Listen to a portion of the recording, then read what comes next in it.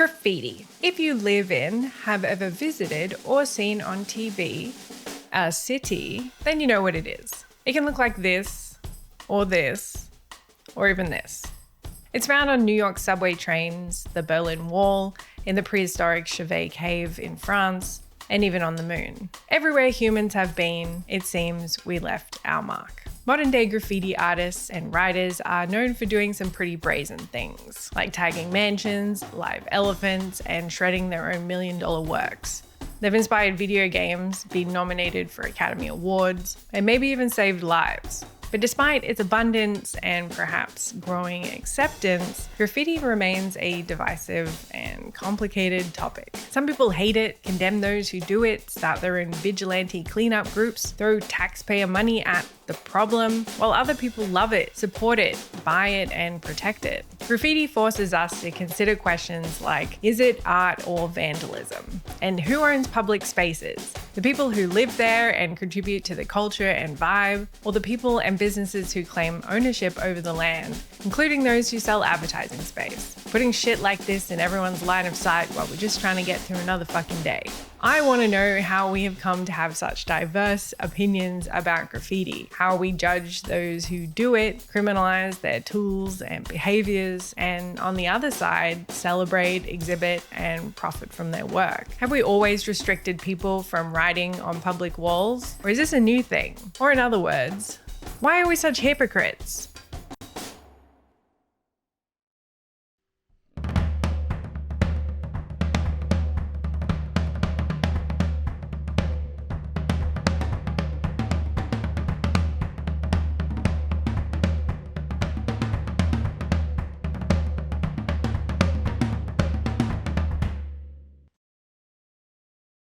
Graffiti comes in several classes. There's the most common, tagger-style graffiti, inspired by the hip-hop subculture which emerged in the 1960s and 70s in New York. But then there's also toilet and school desk graffiti, gang-related graffiti, political and protest graffiti, archaeological graffiti, think cave paintings and pictographs, and urban art and street art. Graffiti writer is the name for people who do tagger-style graffiti. It's usually a moniker, like a nickname or a pseudonym. You know it when you see it. Street artists do more arty things, not conforming to any particular style or medium. Here's some stats. The vast majority of graffiti writers are male, aged between 12 and 25 years old. Teens do more tagging, and over 15s do more of the big stuff like pieces and murals. Most people are introduced to graffiti through friends, but keep doing it because they get a lot out of it. Graffiti writing can evoke strong feelings of self-esteem, satisfaction, and pleasure. Taggers account for around half of all graffiti writers. Graffiti crews or gangs are pretty uncommon. Most who do graffiti will do it for a limited amount of time before stopping. While some graffiti writers get into other criminal activities, a significant portion only do crime so that they can keep writing graffiti, like stealing paints and trespassing onto private property. Graffiti is usually found in public spaces on public property, but sometimes also on private property in central areas. Prime locations include trains, buses, vending machines, walls, billboards, traffic signs, fences, sheds, and park benches. Areas with less surveillance and risk of getting caught are obvious attractions, but dangerous locations like moving trains and spots with high visibility are also desirable. Depending on the class of graffiti you're doing, you'll need some tools to get her done. A relatively new invention, the first pressurized spray can patent was filed in 1790 by Swiss physicist Amadeo Avogadro, but it wasn't practical or for commercial use. In the 19th century, inventors developed pressurized devices for dispensing liquids like insecticides and perfume, but they were bulky and not disposable. It wasn't until the 1920s when Norwegian engineer Erik Rotham patented the modern aerosol can, which allowed liquids to be sprayed evenly using a propellant gas. The invention gained popularity for industrial uses such as applying pesticides and coatings. In 1949, Edward Seymour, a paint salesman from Sycamore, Illinois, combined paint with the aerosol can, and wham bam thank you ma'am, the modern day spray paint was born. Seymour founded Seymour of Sycamore, which became the first company to mass produce spray paint. The product was marketed for industrial and household use, things like furniture, cars, and machinery. Those early cans used compressed gases like carbon dioxide as the propellant. By the 1950s, Seymour's invention had become a household staple for DIY projects due to its convenience, fast drying time, and even application. And over the next 2 decades, we got glossy, matte, and metallic formulations, as well as new propellants like chlorofluorocarbons, CFCs, which were phased out later due to environmental concerns. Today, the spray paint industry is pretty big, with some global market estimates as high as $1.97 billion. The industry is dominated by brands like Sherwin-Williams, Asco Noble, Nippon Paint Holdings, RPM International, and PPG Industries.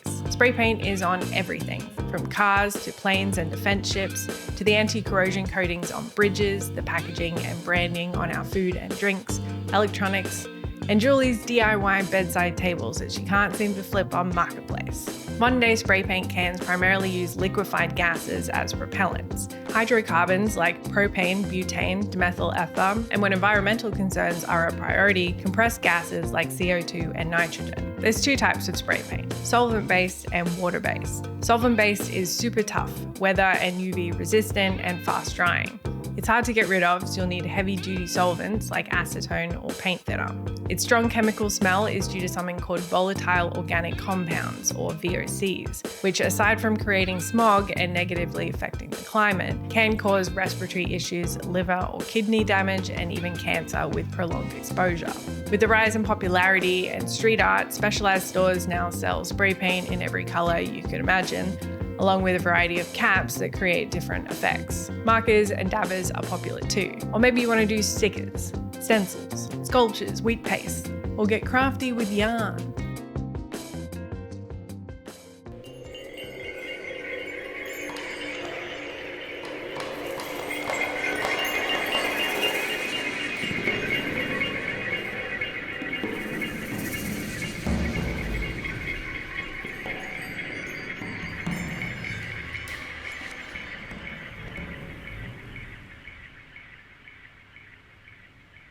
Despite their anti-authoritarian mantra and disregard of the mainstream social contract, graffiti writers who follow in the footsteps of the master taggers have a fair amount of laws to abide by. The general rule is a hierarchy, with tags at the bottom and wild style at the top. I mean, it starts with a little tag, and from the little tag it gets a little throw up, and the little throw up gets a little burn, and a little burn it turns into a piece, and the piece turns into a mural. And if I didn't do that tag, I wouldn't be able to do your building. Tagging over someone else's work without permission, especially crossing out their piece, is not okay. Other rules exist, like don't paint cars, people's houses, religious buildings, or important monuments. But obviously, these rules aren't universally followed. What I found interesting is that for many people, a tagger on an illegal wall is obviously graffiti, but a tagger on a legal wall is also called graffiti. And then a tagger in a country where graffiti is legal is, well, still graffiti. But street art on an illegal wall is technically graffiti, but is more tolerated. And street art on a legal wall is art. This tells me that the term graffiti is heavily tied in with the hip-hop tagger style that we've come to associate with illegality. More so, the way that we judge graffiti versus street art is very different. While graffiti writers are linked with law-breaking, vandalism, rebellion, and delinquency, street artists, no matter if their work is legal or illegal, still get the benefits of the artist title, legitimizing their work in a way that seems very separate from graffiti, despite them often living side by side. And this theme of illegality versus tolerance will come up quite a bit in the discussion of graffiti. But first, maybe we need to go back in time. Over 2,000 years ago, a Roman citizen carved this into a wall in Pompeii. I don't want to sell my husband. Thousands of years later, graffiti artists and writers continue leaving messages on walls. Some are political, some are personal, but all are intended to be seen. See, graffiti existed long before spray paint, subway trains, and criminal charges. Graffiti is far from new. It's a practice as old as civilization itself. Graffiti comes from the root graffito, from the Italian verb graffiere, meaning to scratch or scribble. It likely derives from the ancient Greek word graphene, meaning to scratch, draw, or write. Originally, graffito referred to inscriptions, drawings, or carvings scratched onto surfaces, particularly in ancient contexts such as on the walls of Pompeii. Today, archaeologists use the term graffiti in a very specific way that differs from how most of us understand it. Archaeological graffiti refers to unauthorized or informal inscriptions, drawings, carvings, or markings made by individuals on surfaces such as walls, pottery, or other objects, often outside the context of official or formal art or writing. These markings were done spontaneously, usually by regular people, and can be found anywhere from the temples at Luxor in Egypt to the prehistoric petroglyphs of Kakadu in Australia. Sometimes when we look back at history, we can forget that the written information that has survived is not only a fraction of the total that's been written and lost, but that especially in times when many people were illiterate, we're only really getting the stories and perspectives of the people who held power and could write things down. History is written by the victors, or whatever.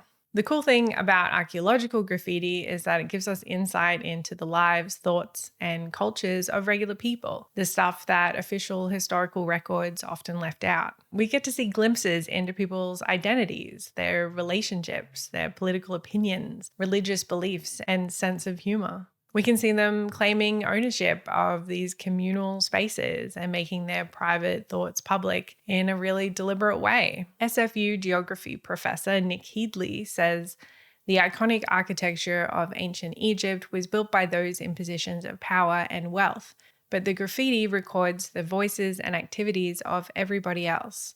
The building acts like a giant sponge or notepad for generations of people from different cultures for over 2,000 years.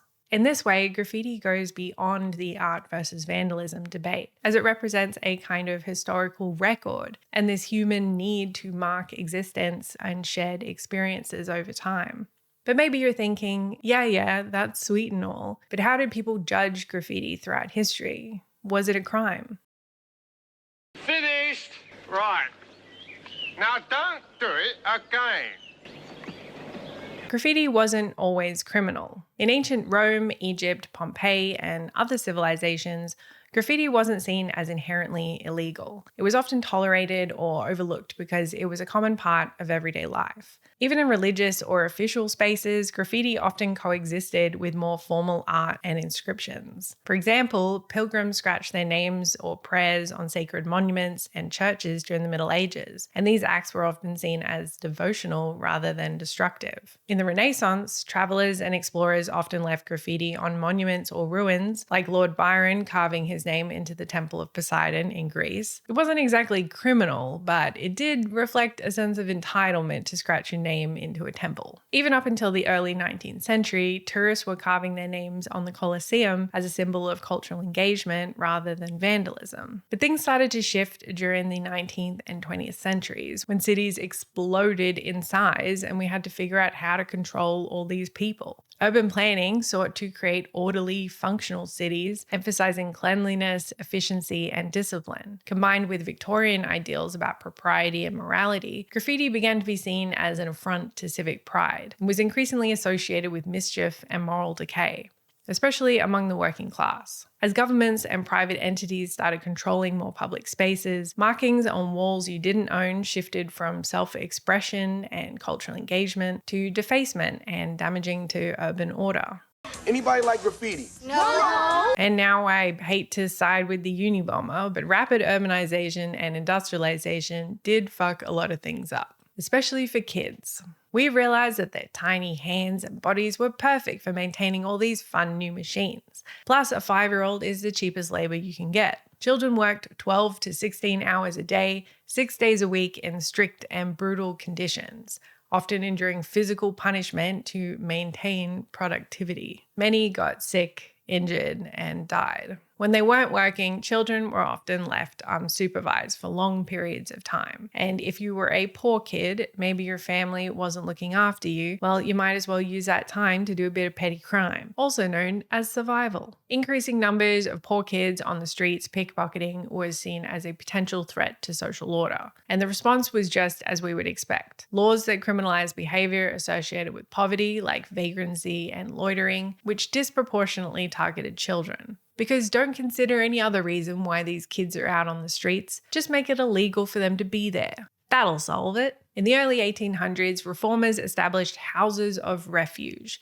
in cities like New York to house delinquent or neglected children. Odd that we would put those groups together, right?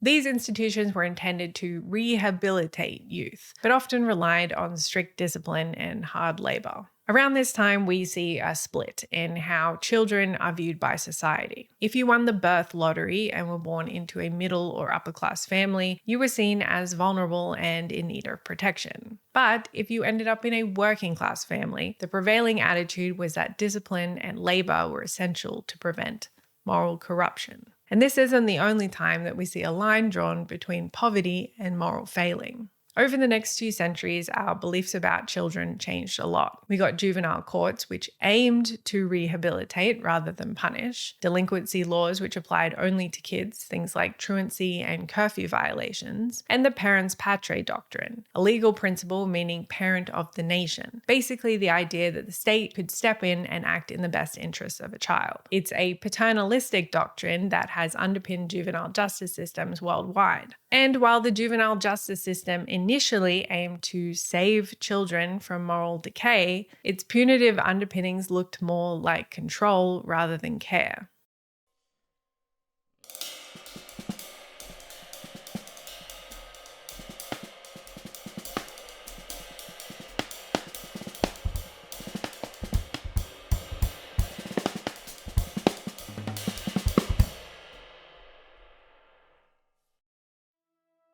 Fast forward to the 1960s and 70s, a time of economic inequality, deindustrialization, demographic shifts, and of course, increasing crime rates. Police have described the looters as animals. Like a swarm of locusts is the way one Harlem cop described the looters. The public were anxious, and they needed someone to blame. But don't look at how much the government is draining resources from domestic social programs, education, and infrastructure to fund the war in Vietnam, or the OPEC oil crisis, or Nixon taking the US off the gold standard. No, it's those poor, dirty delinquents. Cue the tough on crime era. As all of you know, crime today is an American epidemic. America's public enemy number 1 is drug abuse. We shall have order in the United States. Found with 5 grams of crack cocaine, 5 years of federal prison. Powdered cocaine? Don't worry about it. 3 strikes and you're out. Children can now be super predators. And the school to prison pipeline. It's just that easy. Juvenile crime policies during this era increasingly emphasized punishment over rehabilitation. Youths were more frequently charged as adults, particularly for violent offenses, resulting in longer prison sentences. Black and Latino youth were disproportionately targeted by harsh juvenile justice measures. Nobody cared about addressing the root causes of poor kids breaking rules. Let's just lock them up and throw away the key. Evil is frequently a conscious choice. And shamefully, this tough on youth crime thing is happening again now in my country of Australia. The state of Queensland just brought in new laws dubbed adult crime, adult time. Adult crime, adult time. Crime laws are coming into effect in Queensland after a chaotic vote in the state's parliament, where children as young as 10 can face the same penalties as adults for crimes such as murder, serious assault, and break-ins. The new laws have also done away with detention as a last resort provisions, where before a kid might have been given a fine or community service rather than sending them to prison. Because of course, isn't there just something so wrong with putting a 10-year-old in prison for life, even for murder? And this isn't even considering that more than half of young people in the youth justice system have also been in child protection services, or that Queensland has an abhorrent history with locking up kids. Queensland news media has been pumping out the narrative of youth crime for the past year. Scale of Queensland's youth crime crisis this morning, with warnings young offenders are becoming more violent, more brazen. Townsville is the epicentre of the youth crime crisis. Homes ransacked, children running through the streets with knives, families afraid to sleep at night. What will happen next? But the reality is, data from the Australian Bureau of Statistics shows that youth crime has halved in Queensland across the past 14 years, that it hit its lowest rate in recorded history in 2022, and it's remained relatively steady since. But no one cares about facts. Let's just build more child prisons. And all of this just goes to show the huge role that the media plays in how we judge and criminalize young people.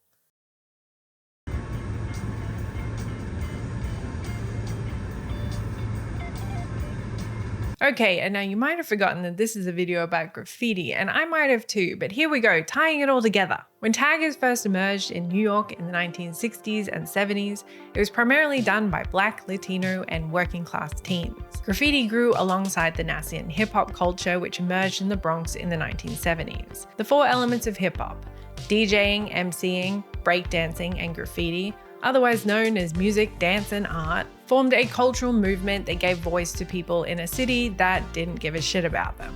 Because of the economic conditions we discussed earlier, many neighborhoods had fallen into disrepair.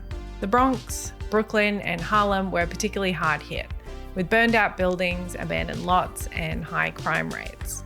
In these neglected areas, graffiti was a form of resilience and creative expression amidst urban decay. Graffiti writers were declaring, "We are still here." But to those in power, all that colourful writing became a loud and present message calling attention to forgotten areas of the city. But they forgot for a reason. Bolstered by the broken windows theory, which argued that visible signs of disorder like graffiti encouraged more serious crimes, the war on graffiti started in the 1980s under Mayor Ed Koch.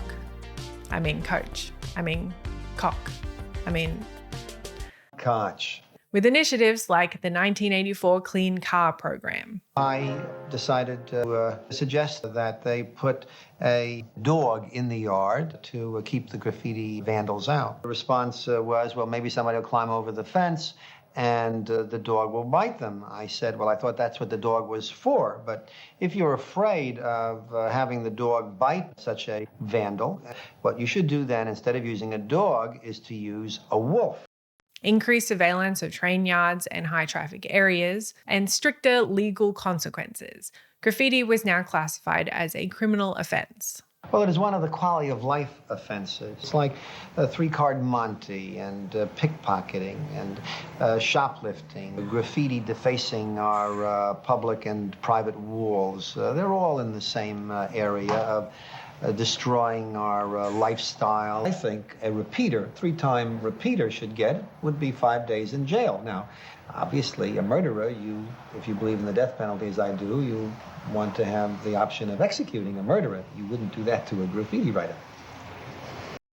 Today, most countries have strict laws against graffiti under anti-vandalism or property defacement statutes. Those caught doing it can be fined, put in prison, or made to do community service. Many cities actively enforce graffiti-free zones and invest in rapid cleanup programs to discourage tagging, despite evidence showing that it doesn't work.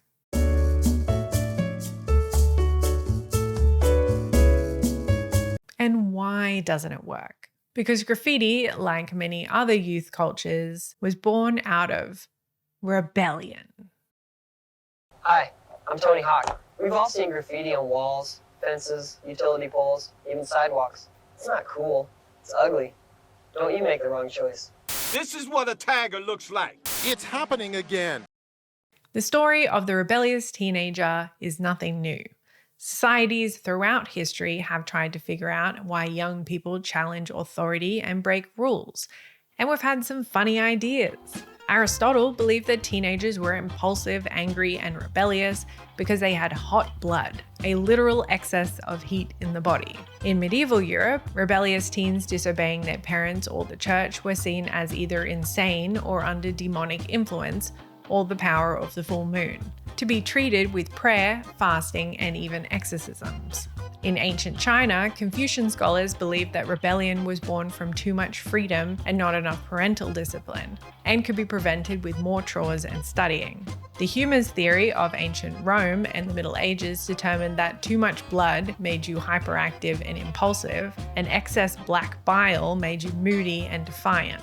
Because of this, the treatment for rebellious teens often included bloodletting or laxatives. Other theories included too much red meat, poor hygiene, unclean streets, and foul smells, also known as bad air or miasma.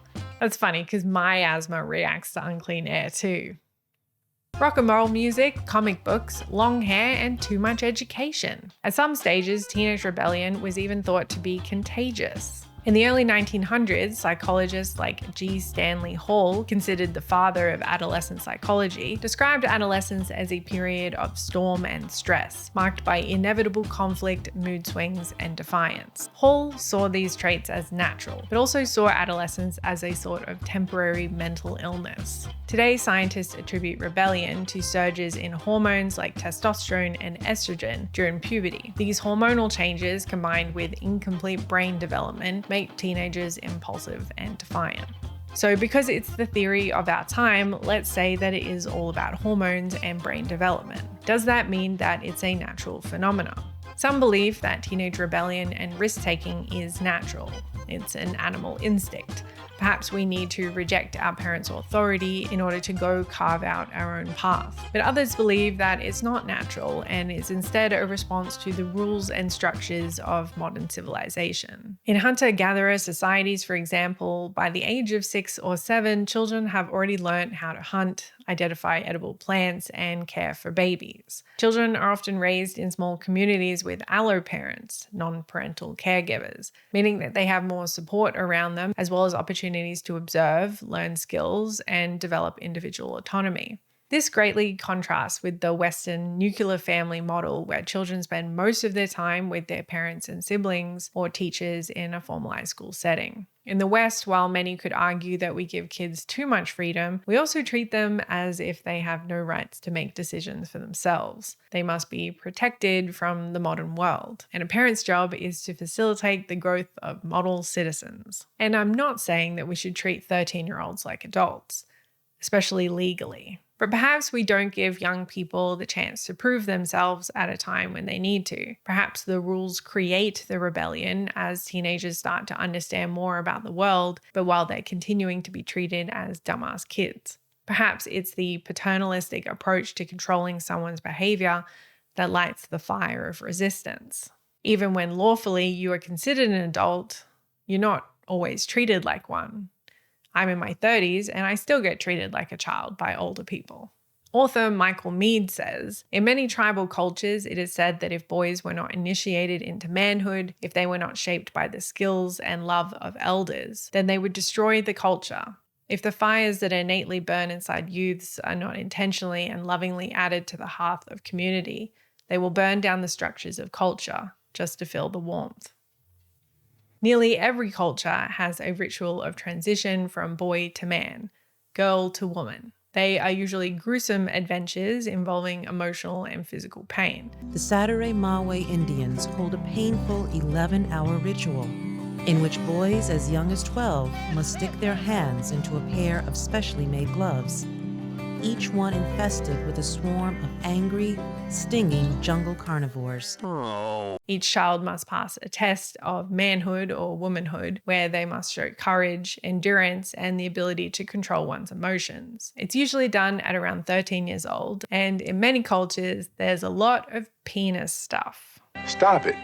Get some help. In Judaism, transitioning young people get bar and bat mitzvahs. Less hardcore, but follow the same idea. They don't circumcise you when you can remember the pain, but they do make you sing in front of everyone you know, which is somehow worse than the penis thing.